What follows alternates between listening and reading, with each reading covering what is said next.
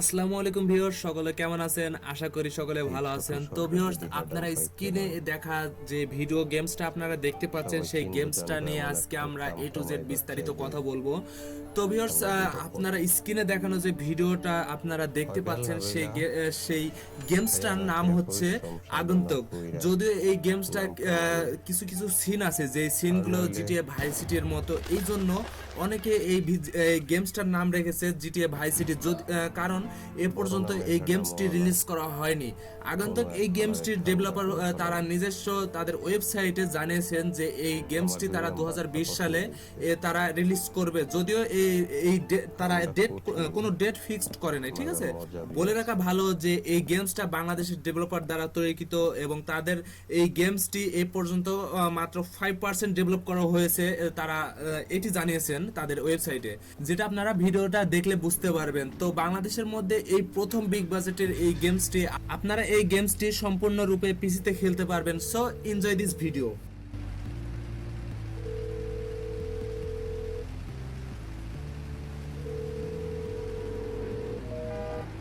বলায় ফোন উঠাইতেছে না কেন?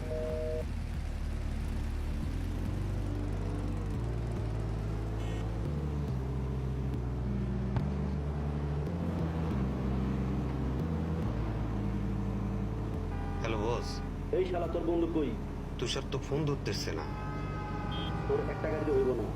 বস, আমি ব্যাপারটা দেখতেছি, আমাকে একটু সময় দেন।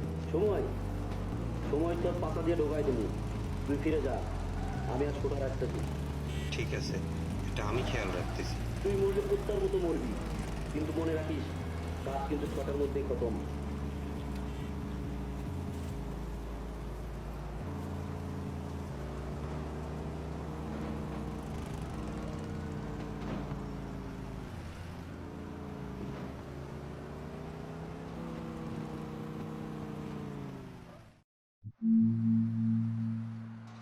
আমি জানতাম এই মিশন বহুত রিক্সি আছিল।